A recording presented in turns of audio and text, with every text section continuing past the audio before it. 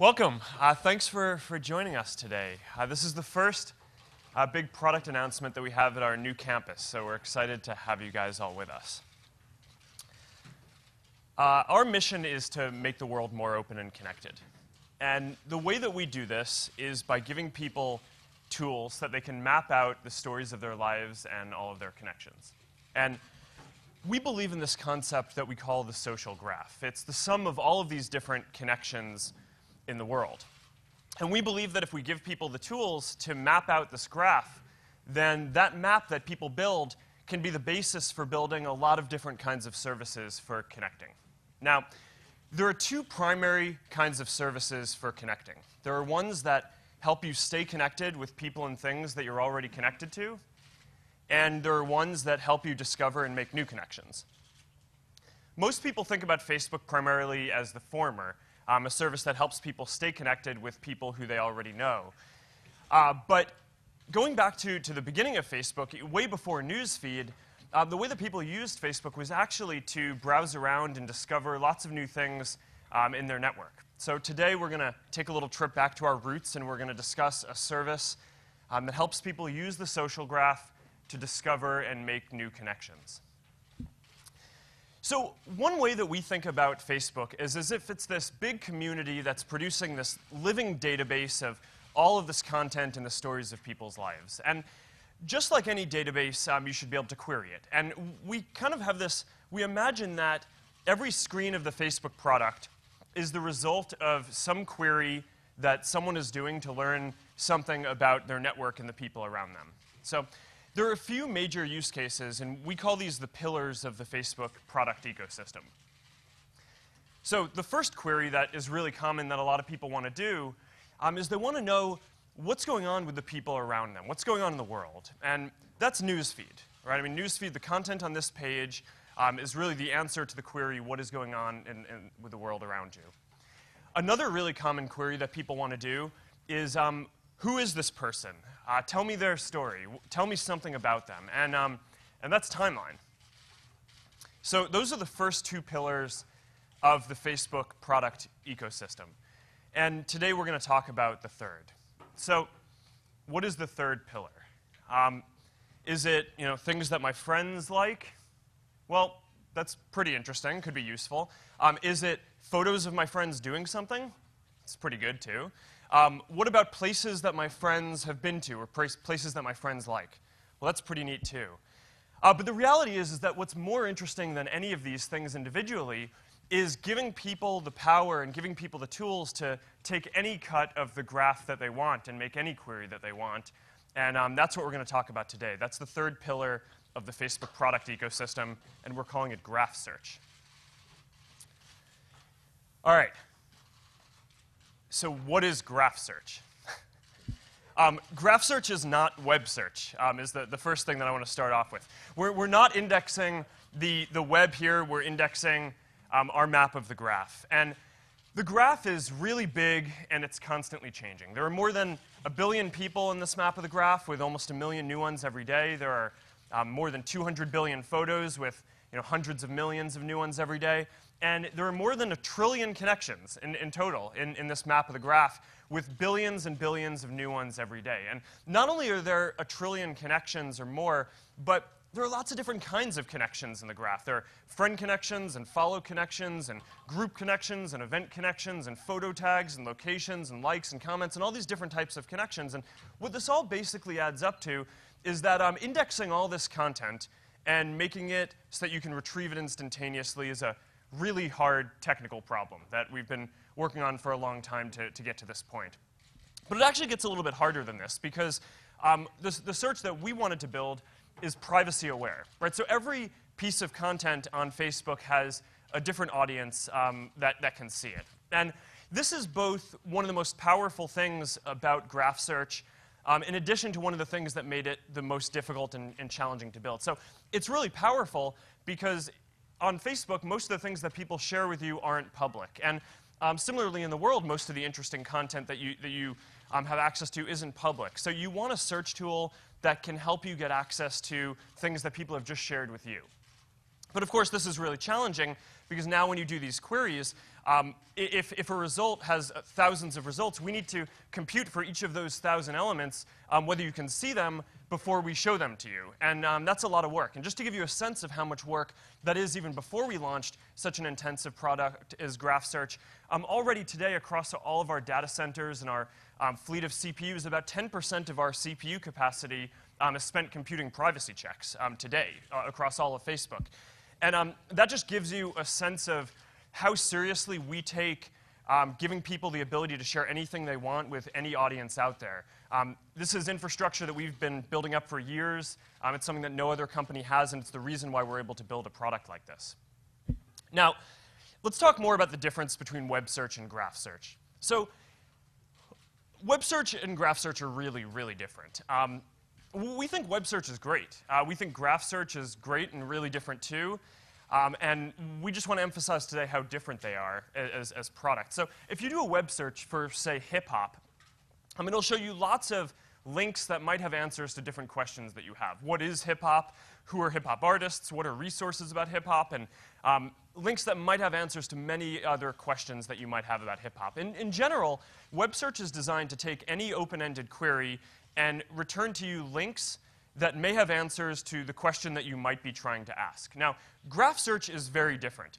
Graph search is designed to take a precise query and return to you the answer, not links to other places where you might get the answer. So for example, you need to be able to easily ask a query like, who are my friends who live in San Francisco?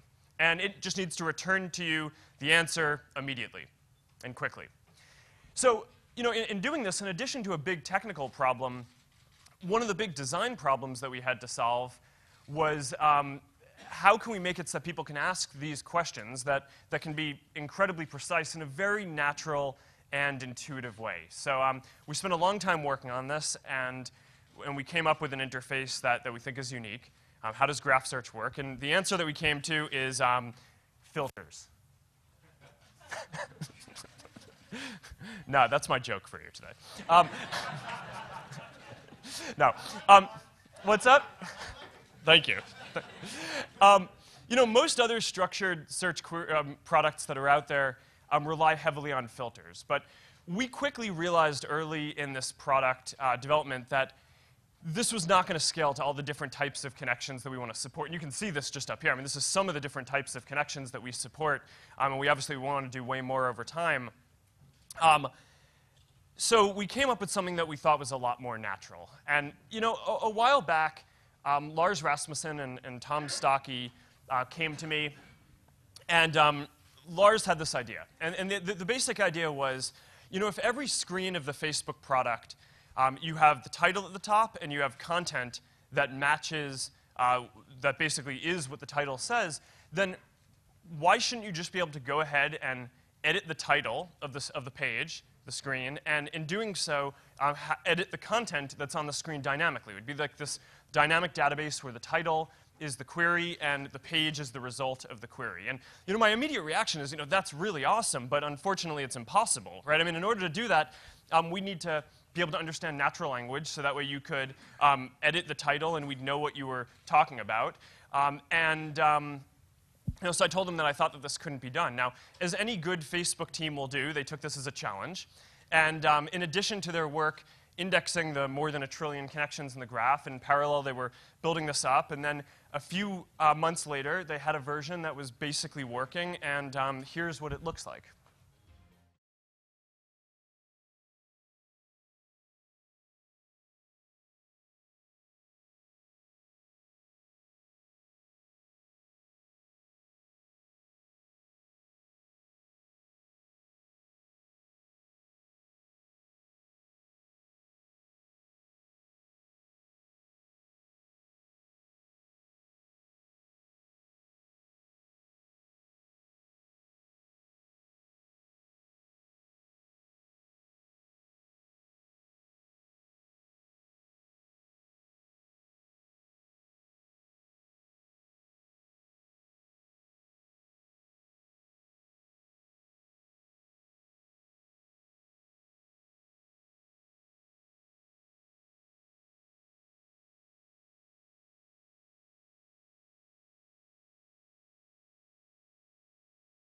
All right, so this is where I want to emphasize how early we are in the development of graph search. So the graph is really big, and there's a lot of content that we want to index. But for this first beta version of graph search, we focused primarily on 4 different use cases. People, photos, places, and interests. And there's a lot more, but these cases are really useful. And we've built something that we're really proud of and that we're ready to show today. So what can you do with graph search? Let's start with a people query. So a few months ago, Game of Thrones was coming on, and I wanted to invite some people over who wanted to watch it.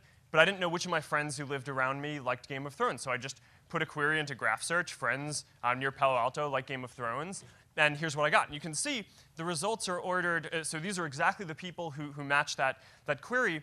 But they're also sorted and ranked by people who I care the most about. So at the top, that's my sister, and that's her husband. And then a lot of the rest of folks are sorted by how many mutual friends you have with the person, or other signals that are in the Facebook system for how much you care about these different folks. So, and this was great. I mean, I just I clicked on a bunch of them, invited them over, and we had a small Dothraki party. So let's look at photos. So a few months ago, Priscilla and I were trying to figure out what photo we wanted to use on our holiday greeting card. So I figured this is a great use case for graph search. Let's just throw in there photos of me and Priscilla, and all these photos came up. And the best ones are at the top, so the ones that have the most likes and comments and had the most engagement on Facebook by the people who I care the most about. And there are hundreds of photos here, and we just spent a long time looking through this. It's just such a warm and engaging experience. It was really a lot of fun. And you can't do this anywhere else. Let's look at a places query. So one of the things that Priscilla and I like to do on the weekends is go find new places to go to restaurants. And what better way is there to do that than to see what places your friends have been to and what they've liked? So I put in this query, and looking for restaurants nearby that my friends have been to. And one of the things that's interesting is you can see right here which friends have been to each of the restaurants, which ones have liked it, and also information about the restaurant and a rating, right? Because it shouldn't be a question between do you want social signal or information and ratings about a place. You should be able to get it all in one place, and you can with this. And we found an interesting place, and we went, and it was a good time. So anyhow, you get the point on these few queries. But in order to really get the power of graph search, you have to see it for yourself and take a look at the live product. So I'd like to invite Tom Stocky and Lars Rasmussen up here to show us some more use cases. Guys?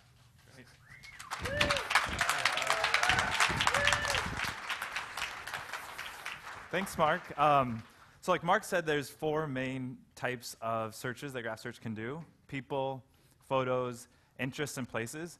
So we're going to walk through each one of those in turn and show you some of the things you can do here. So to start out with, can we switch to my computer?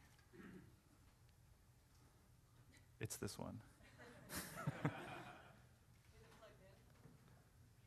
It is.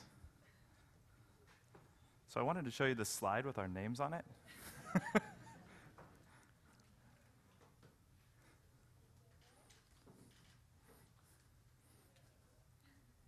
That looks about right. Yes, all right. So the first thing, yeah, all right, demo's working. So the first thing I'll show you is the search box at the top. So when I click that, what you'll see is you get suggestions that come down that are the types of searches that graph search understands. So you see my friends, photos of my friends, restaurants nearby, games my friends play, etc. Or I can just start typing. So I'm going to start typing with friends who. And again, what you'll see is the suggestions I'm getting are the sorts of things that graph search understands. Friends who work at a particular place or who live in a particular city, etc. And the thing to emphasize here is, like Mark was saying, this isn't keyword search. So I'm not typing a set of keywords, hitting enter, and then getting the set of things that most closely matches those keywords. Graph search is structured. And so it understands searches made up of these simple phrases. And as I'm typing, it'll then suggest those to me, and I can pick the one I want. So in this case, let's say I'm planning some sort of epic movie night. So I'll do friends who like Star Wars and Harry Potter. And so I get back the set of people, set of my friends, 16 in this case, who like Star Wars and Harry Potter. And I want to mention a few things on this page. So the first thing is the top. So the search box is where I typed this query, but it also serves as a sort of title for the page. And so this was like what Mark was saying is you kind of type in the title that you want for your view of the content that's on Facebook, and then the content fills in. So there's a page called Newsfeed, and there's a page, if I want to know about Lars Rasmussen, his timeline, it's called Lars Rasmussen. And this page, if Facebook had created it, would be called My Friends Who Like Star Wars and Harry Potter. The other thing to mention is that this isn't just about getting the set of people who like Star Wars and Harry Potter. I can actually learn a little bit more about the individuals here. So you can see that Umber likes Harry Potter and Star Wars and also Hitchhiker's Guide to the Galaxy. And you can see, like, Sanjay also likes Harry Potter and Hitchhiker's Guide, and there's also 17 other movies. So if I click on this, what I'm not saying is this is the set of movies that Sanjay likes. And so I can just scroll through these and learn, okay, Home Alone's a little bit unexpected. But Three Idiots is awesome. I recommend that one. But let me go back. And the other thing to mention about these results is that these are entirely unique to me. So if anyone else does this search, look at a different set of results, even if Lars and I had the exact same set of friends, we would still get different results because, in part, they're ordered by how close of a connection I have to each one of these individuals. Okay, but like Mark said, this isn't just about current connections. It's not just about my friends. It's about making new connections and exploring other connections out there. So let's try, okay, so like a common case is that you meet someone in real life and you want to actually become friends with them on Facebook. So let's say I was at one of Lars's parties and I met someone named Chris. And so I can do people named Chris who are friends of Lars. And let's say I remember that he went to Stanford, so I'll do and went to Stanford. And so I now get the set, okay, so in this case it's one person. I get the Chris that is friends with Lars and who went to Stanford. And so this is probably the Chris I want. And I want to mention one other thing. So you may have seen these tools over on the right side where it says refine this search. So this is another way that you can refine your search by going, you can choose like a gender or a relationship, employer, et cetera. In this case, I wouldn't want to refine it further because it's just one person. But the reason to mention this is because we realized that with this search box where you can just kind of type anything you want in there and get back results, we knew that people would have trouble understanding kind of what you can and can't search for. So we created these tools on the right to give a sense for the breadth of what's possible. And whatever you type in the search box gets reflected over in the tools. So in this case, because I did people named Chris, you'll see in the name field it says Chris. Because I did friends of Lars, under friendship it says friends of Lars, and I could choose a different one here, close friends or whatever. And under former school, it says Stanford, and I could choose something else. And so let's say, actually, this wasn't the Chris I was looking for. He didn't go to Stanford. He actually went to Olin. So I'll change Stanford to Olin, and now I get a different Chris. And this is the Chris I wanted, Chris Mara. And in the same way that whatever I type in the search box gets reflected in the tools, when I change this to Olin here, it also changed up here in the search box. And so this way, we're kind of helping users understand what you can do in both places. Another thing Graph Search can be useful for is for dating. So this is relevant to my own life. My wife's cousin recently moved here. Her name's Serena. She moved here from India. And she's single. And so like everyone else, I love to meddle in my family's lives. So let's say I'm going to use Graph Search to find someone to set her up with. So I'll do friends of friends. For dating queries, friends of friends tends to be a good place to start. And I'll just do who are single men. And now I get the set of single men who are friends with people I'm friends with. But this should be more specific. So I'll switch to San Francisco. So now I have friends of friends who are single men, and I'm guessing this is a photo of his daughter, but friends of friends who are single men and live in San Francisco. But since Serena's from India, I'll add that too. So I'll put and who are from India. And so now I'm getting the set of single men who are friends with my friends, who live in San Francisco and are from India. And what's neat is that in each case, it shows me the mutual friends. So in this case, both Tudor and Greg are friends with him. So those would be the people I could go to find out more information about him and see if he meets the bar for getting set up with Serena.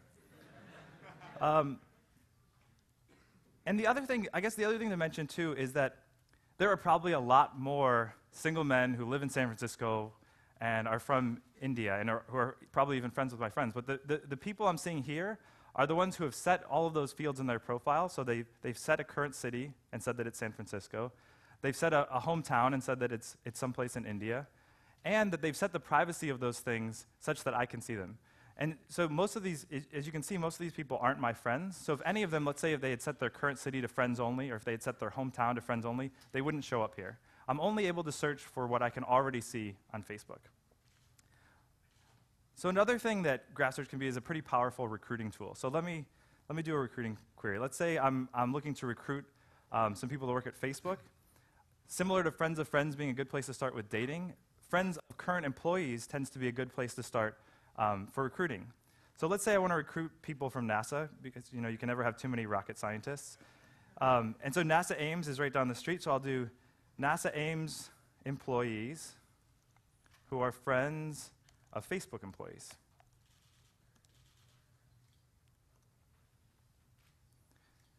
And so again, what I get back is the set of people who have listed in their profile that they work at NASA Ames, and who are friends of people who have put in their profile that they work at Facebook. And similarly, what's nice is that for each one, I can see who are the Facebook employees that are friends with these people. And so in this case, I see these two guys who I could then reach out to and say, okay, well, tell me more about this person. And if I wanted to reach out and recruit him, these would probably be the right people to reach out to him because they're friends with him. So let me do something a little more broad. So let's say one of the things I spend a lot of time doing is recruiting product managers. So let's say I wanted to find more product managers to work at Facebook. One thing that a lot of great product managers have done before is started companies, so they've founded something before. So I'll do people who have been product managers and who have been founders.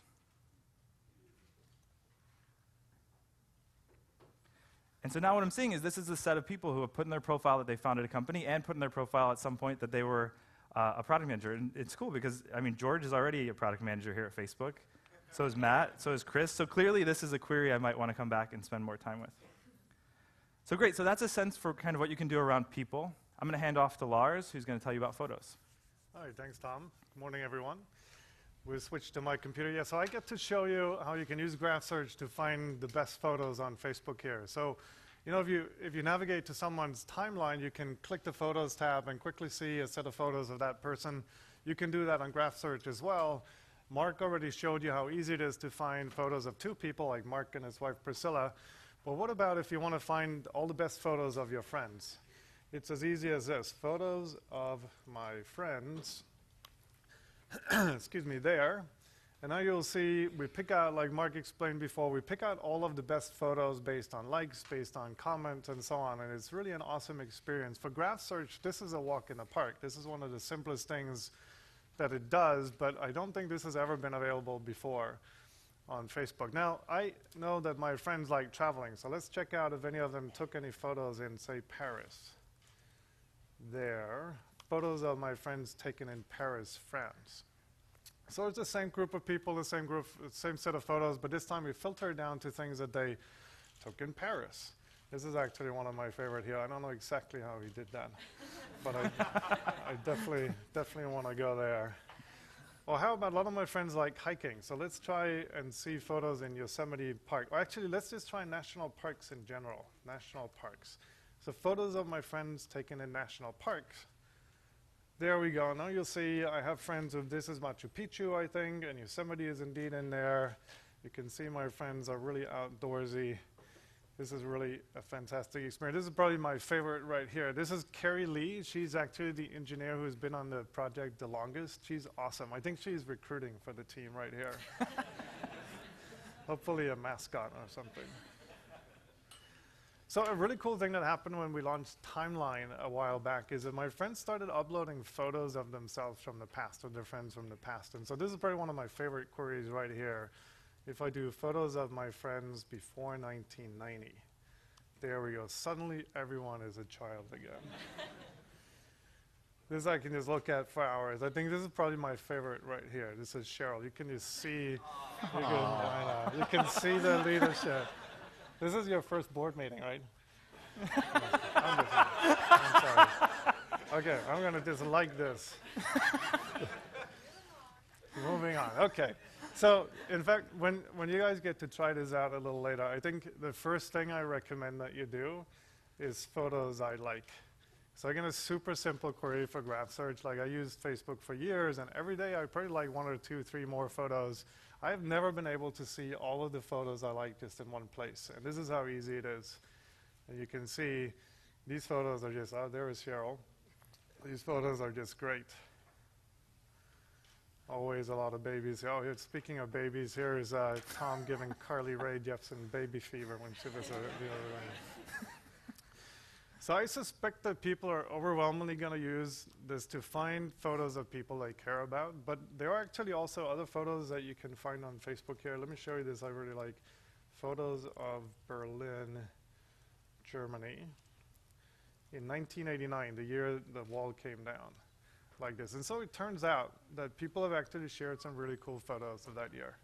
And you'll see none of these are from my friends, I think, but if you look here, if you hover over this icon here, you can see the audience that the uploader chose for that photo. And these are all, I think, all public photos. Maybe there is one or two in there by my friends, but these are all public photos.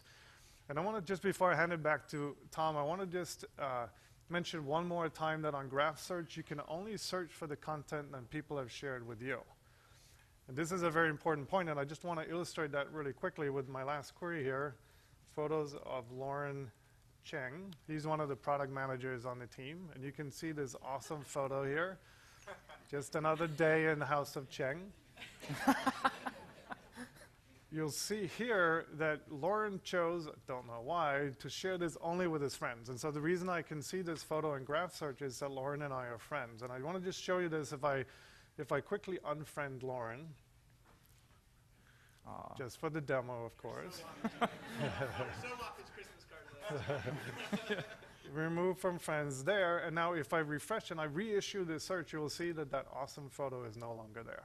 Okay, so you can only, in Graph-Search, you can only see the content that you could already see on Facebook before. Tom, back to you. Thanks. So we've talked about people, we've talked about photos. Next up is interests. So there's already ways for people to fill out their timelines and say what their favorite books are, what their favorite movies are, TV shows, sports teams, all that stuff. But so far, the way to find that stuff out is you have to kind of go to everyone's timeline and look at it. What's cool about Graph-Search is it brings this all together in one place. So I can just do movies my friends like. And this is, for Graph-Search, this is a super simple query. But now I'm seeing all of the friends that my movies, all the movies that my friends have liked. And again, just like before, you can find out a little bit more about the things in the set. So here in The Dark Knight Rises, you can see it says people also like. So this is people who have liked The Dark Knight Rises also like Batman, The Dark Knight, Transformers, and other movies. And I could click that to see, okay, well, what are the movies liked by people who like The Dark Knight Rises? But it's also just, I mean, for someone like me who just spends hours kind of blankly staring at my Netflix queue, this is the solution to that. I can now come here and just see all these great movies through the lens of my friends and find something that I haven't seen before and then, add it to the queue. So instead of movies, let's do TV shows. And now I'm seeing the TV shows that my friends like. And I mentioned these tools on the right before, the refine this search. There's also a section called extend this search. And so here you can see that it suggests searches that are kind of related but slightly different from what you're looking at now. And the thing that I think is really neat about this one is the videos from these pages. So I'll click that, and now what I'm seeing is videos by TV shows that my friends like. And this is pretty amazing, because this is like, if I wanted to find a new show to watch, like the best way to find out about a TV show is to watch a video clip from it. So I'm seeing a video clip from Mad Men, 30 Rock, Modern Family, Archer, The Office, Seinfeld. I mean, if I wanted to find another TV show to watch, this is through the filter of my friends, and I can also just quickly watch clips about that. But as we've been saying, this isn't just about current connections, it's also about exploring new connections. So instead of doing stuff about my friends, let's do TV shows liked by software engineers. So Big Bang Theory tops the list, that's not too surprising. And now I can just scroll through and see these are the TV shows that software engineers like. And it's sometimes fun to compare this with other things. So let's say instead of software engineers, let's do doctors.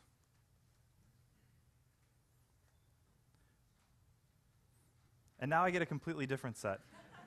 And I was pretty surprised too that like they tend to like to watch actor renditions of themselves on TV. And Tom and Jerry, like that, it's kind of surprising. and a little bit scary. All right, so let's do something else.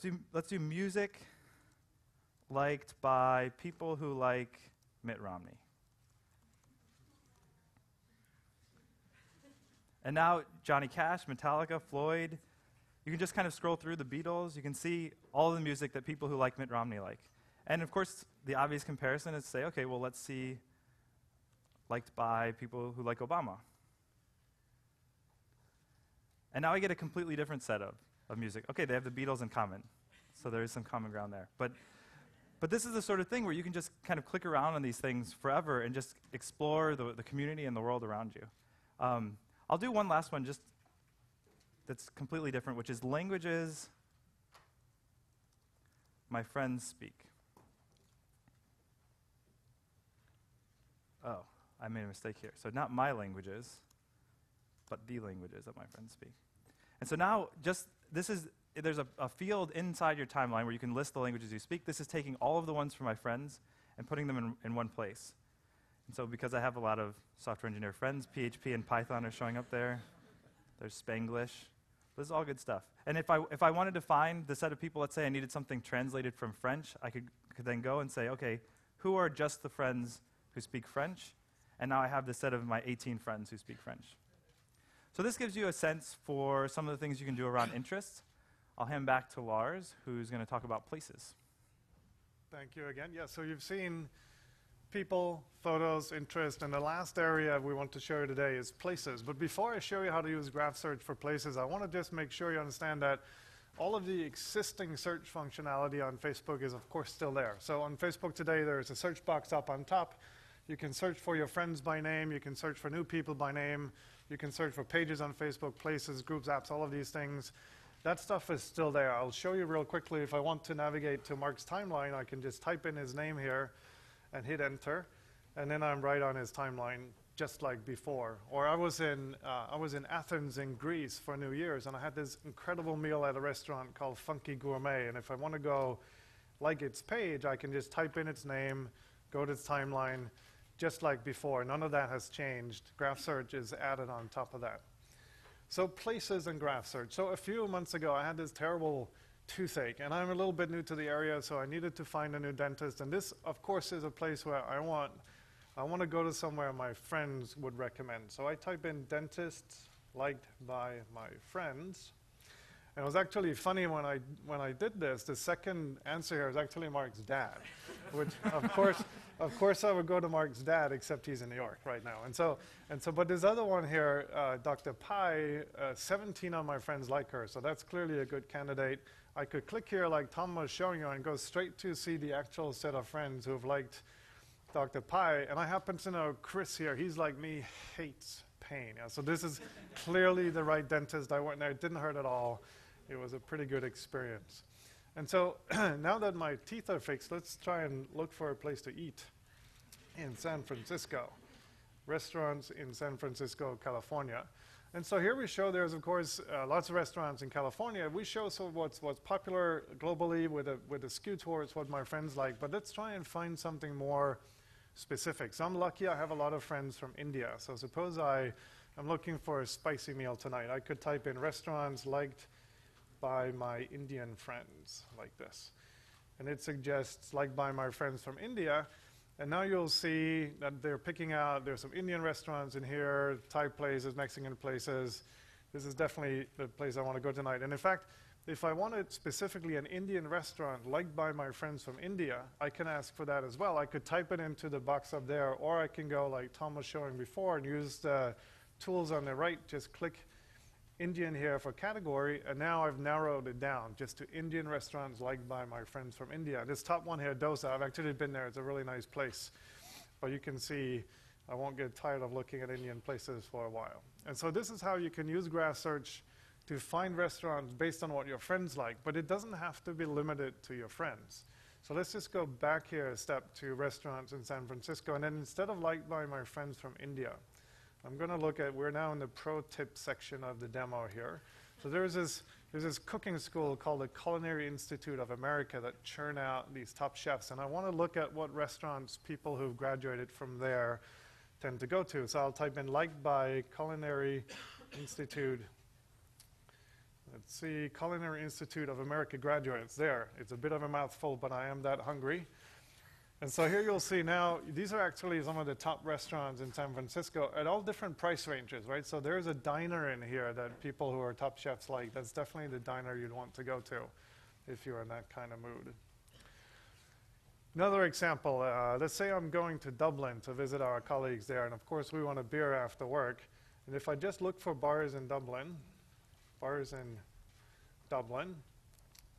far as I know, there are quite a lot of those in Dublin, and so of course I want to pick out the ones that the locals like. And so I can type bars in Dublin, Ireland, liked by people who live in Dublin, Ireland, if I can spell it. There we go. There, and now we know where Lars is going to go for a beer after work. Lily's Bordello, which is in fact a bar, I swear. So you can search for restaurants, bars, dentists, all kinds of places. You can search for tourist attractions. You can search for museums. You can search for cities or even countries. If you want to go on my next vacation, I'll look for countries my friends have visited, like this. And here you will see a list of all of the countries my friends have been to. We've talked about Ireland before. And of course, I can just go and click here and see exactly which of my friends have been there. And maybe I'll ask them, hey, Mark, I'll ask them whether that Bordello place is in fact the right spot, okay? So that's places. Back to Tom. Cool. So we talked about the 4 main types of searches that you can do with Graph Search: people, places, photos, interests. We did them in a different order, but those are the 4. One last thing I wanted to mention is some of the privacy tools we have. So we realized that people are going to care about what shows up about them in search. And we actually have some great tools to answer just that question. So toward the end of the year, last year, we launched these new privacy shortcuts. So they're on the upper right if you click this lock at the top right of the bar.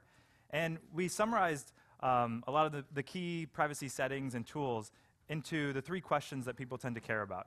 And so the one I'm going to go to is who can see my stuff.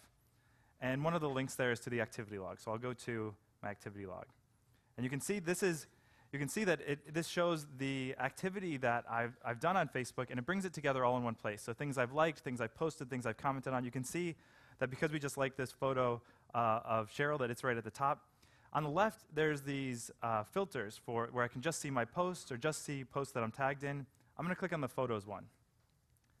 So now what I'm seeing is this is the set of photos that I've uploaded or that's been tagged of me. And it brings it together all in one view.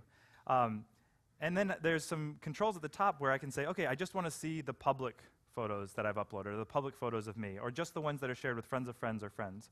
Or I want to say, okay, I just want to see the photos that I've hidden from my timeline. And so that's what I'm going to choose. And so now I can see in one place the 3 photos that I've hidden from timeline. It's unclear why anyone would hide this photo. But let's say for whatever reason I found these photos embarrassing, and so I hid them from my timeline. What I can now do is, let's say I don't want them to appear in search either. And so I actually, I'd love to have them removed from Facebook altogether. I didn't post these photos. So what I'll do is I'll check the 3 here, and 3 boxes here. I'll click Report Remove Tags. And then it asks me, okay, do you want these photos untagged, or would you rather have them removed? I'd rather have them taken down, so I'll choose that. And why is this? It's because I find them embarrassing. That's a lie. I don't find them embarrassing. But let's say I did. All right, and so now what's showing me is this is a message that's sending to the person who uploaded these photos, and it's saying, hey, I'm a little embarrassed by these. It would be great if you could take them down. And when I click send, 2 things happen.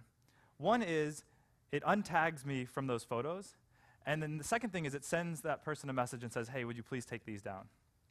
So this is just a touch of some of the privacy tools we have. And with that, we'll hand it back to Mark.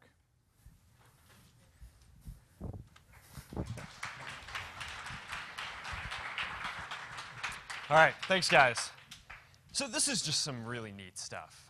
This is one of the coolest things that I think that we've done in a while. And I just want to emphasize how early we are in this, though. Just because most of the demo queries that we tried to do worked. This is a beta product, and for the first version, we focused on a few use cases that we think are going to be really good, and we're proud of where we are, and we're ready to start showing them to people. But even as an early product, Graph search is a completely new way for people to get information on Facebook. And anytime we roll out a completely new way for people to see information like this, people often ask, even if the only information that you can search for are things that people could already see on Facebook, people ask, well, which of my pieces of content are people going to be able to see when they search? And we think that this is just a really important question that a lot of people on Facebook are going to have, and we take this really seriously. So as Tom mentioned right before I got up here, we built a few tools, so that way now you can see all of the photos that are going to be tagged of you that people are going to be able to see in search, all of your information that people are going to be able to see in search, and you can bulk untag things for the first time, and you can bulk set privacy settings. But in addition to just building these tools, it's not enough just to build the tools. We need to get them in front of people so that way people actually see them before everyone in the world has graph search. So what we're going to do is we're going to put an encouragement on the home screen of everyone's account like this, so that way everyone has the chance to go look through these tools and see what people are going to be able to find about them in graph search. And we're going to do this before graph search is very widely rolled out, starting soon, so that way people have a chance to use these tools. So just once again, here's a screenshot of the tool, and you can see the check marks. You can bulk untag or bulk get rid of things however you want. Now, before we end today and go to Q&A, there's one more thing that I want to show you. So even in its early stage, graph search can help you find a lot of different types of content on Facebook. But when we can't find what you're looking for, we have a partnership with Bing so that we can also show you some world-class search results in the event that there isn't something in the graph that matches your query. So let's take a look at how this works. Let's say I search for Rihanna's newest album, right, which is some content that isn't yet mapped out in the graph. Rather than not being able to show anything, we figure it's much better to have web search results here and a good web search engine. So those are web search suggestions. And if you hit enter, here's what this looks like. So this is Bing-powered web search on Facebook. And let's look at another example. Here's weather. If you search for weather in Menlo Park, you see this. Again, weather in Menlo Park, it's not something that we have indexed in the graph yet. So working with Bing is a really good way to do this. Now, with graph search, you get this really powerful tool to be able to make all these different queries and find all this content in the graph. And you also get a world-class search engine at the same time. Now, I don't necessarily think that a lot of people are going to start coming to Facebook to do web searches because of this. That isn't the intent. But in the event that we can't find what you're looking for, it's really nice to have this. So that way we can show you as good of content as you're going to be able to find in any other search engine. So, or Bing, which we think is a very good search engine. So now, again, graph search is a really big project. And it's going to take years and years to index the whole map of the graph and everything that's out there.